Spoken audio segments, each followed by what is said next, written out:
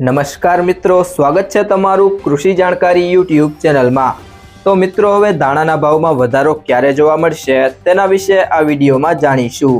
તો વિડીયોને અંત સુધી જોતા રહેજો અને હજુ સુધી કૃષિ જાણકારી યુટ્યુબ ચેનલને સબસ્ક્રાઇબ ના કરી હોય તો સબસ્ક્રાઇબ કરી લેજો અને બાજુમાં આપેલ બેલ આઇકનને પણ દબાવી દેજો, જેથી કરીને તમને દરરોજના તાજા બજાર ભાવ અને તેના વિશેની માહિતી મળતી રહે।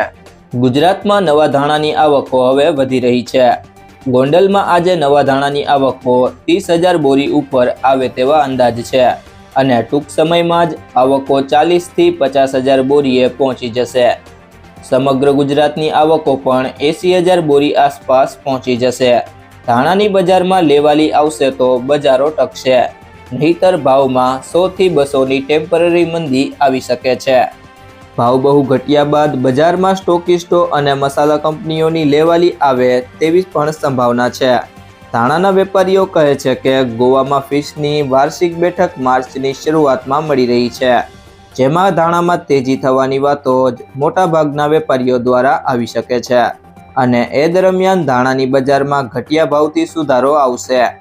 તો ત્યારબાદ ધાણાના બજાર ભાવની વાત કરીએ તો મેંદરડા 1150 થી 1402, ભેસાણા 1001 થી 1681, ખાંભા 1300 થી 1300, ભચાઉ 1050 થી 1121, મોરબી 800 થી 900, સાવરકુંડલા 1200 થી 2270, ધારી 1225 થી 1225, જેતપુર 1101 થી 1921, સમી 975 થી 975, વિસાવદર 1122 થી 1436, બાબરા 1245 થી 1725, વારાહી 1000 થી 1011, જામખંભાળિયા 1400 થી 1690, જામજોધપુર 1401 થી 1981, અમરેલી 900 થી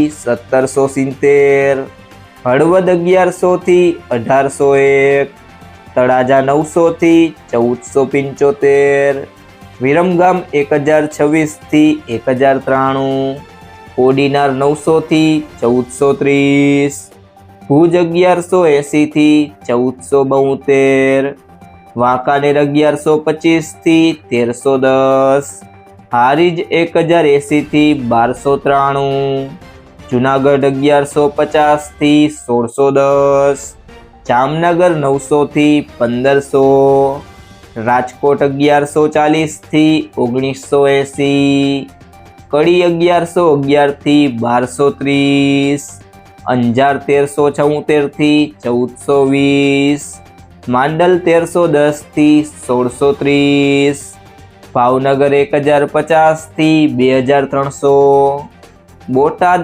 800 થી 2050, ઊંઝા 1280 થી 2370। જો મિત્રો તમને આ વિડીયો પસંદ આવ્યો હોય તો વિડીયોને લાઈક કરી દેજો, તમારા મિત્રો સાથે શેર કરી દેજો અને હજી સુધી તમે કૃષિ જાણકારી યુટ્યુબ ચેનલને સબસ્ક્રાઈબ ના કરી હોય તો સબસ્ક્રાઈબ કરી લેજો।